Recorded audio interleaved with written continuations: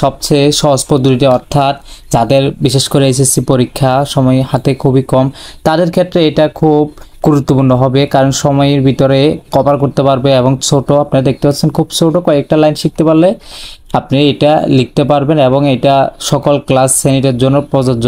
আমি আজকে আপনাকে দেখাবো কিভাবে একটি অ্যাপ্লিকেশন শিখে বা একটি অ্যাপ্লিকেশনের ফরম্যাট শিখে কিভাবে আপনি সকল ধরনের অ্যাপ্লিকেশন লিখতে পারেন। আপনারা দেখতে পাচ্ছেন আমার স্ক্রিনে এখানে অ্যাপ্লিকেশন লেখা, এরপর এখানে লেখা আপনার হচ্ছে পার্সোনাল অ্যাপ্লিকেশন, অর্থাৎ আমার এই অ্যাপ্লিকেশনটা হচ্ছে, অ্যাপ্লিকেশন সাধারণত দুই ধরনের হয়ে থাকে আপনারা জানেন, এক হচ্ছে আপনার পার্সোনাল, আরেকটা হচ্ছে আপনার যৌথভাবে অর্থাৎ সবাই মিলে।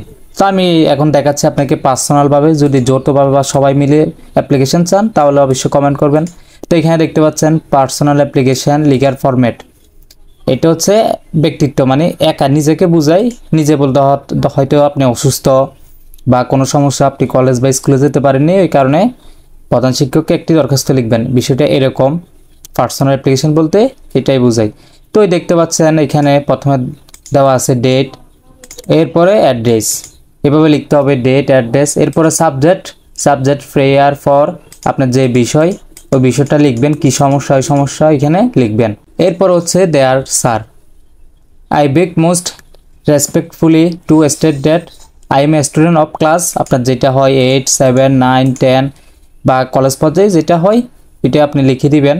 এরপরে ইন, আপনার যে গ্রুপ কমার্স থাকতে পারে, সায়েন্স বা হিউম্যানিটিস যেটা হয় আপনি ওইটা লিখে দিবেন। মাই ক্লাস রোল নং, আপনার রোল যেটা হয় ওইটা লিখতে পারেন, মাই ক্লাস রোল নং এটাই। I am a very lucky to study in search of a famous school বা কলেজ যেটা হয় স্কুল কলেজ ওইটা আপনি দিয়ে দিবেন।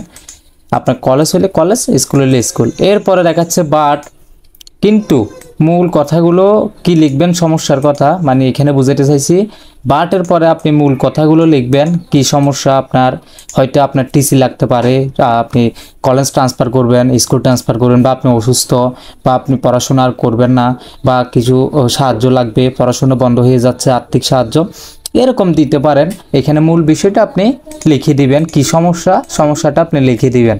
এরপর আপনি লিখবেন, এখানে দেখতে পাচ্ছেন so I therefore pray and hope that, দেখতে পাচ্ছেন এখানে স্ক্রিনে এটা আপনি লিখে দিবেন।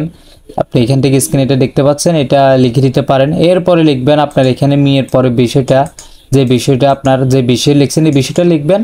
তারপরে লিখবেন আপনার নাম, মোস্ট অবিডিয়েন্টলি আপনার নাম লিখতে পারেন, আপনার রোল দিতে পারেন, আপনার শ্রেণী দিতে পারেন, আপনার কোন কলেজ ওইটা দিতে পারেন, কোন বিভাগ ওইটা দিতে পারেন, এগুলো আপনার ইচ্ছা, আপনি তো জানেন অবশ্যই দরখাস্ত কীভাবে লিখতে হয়।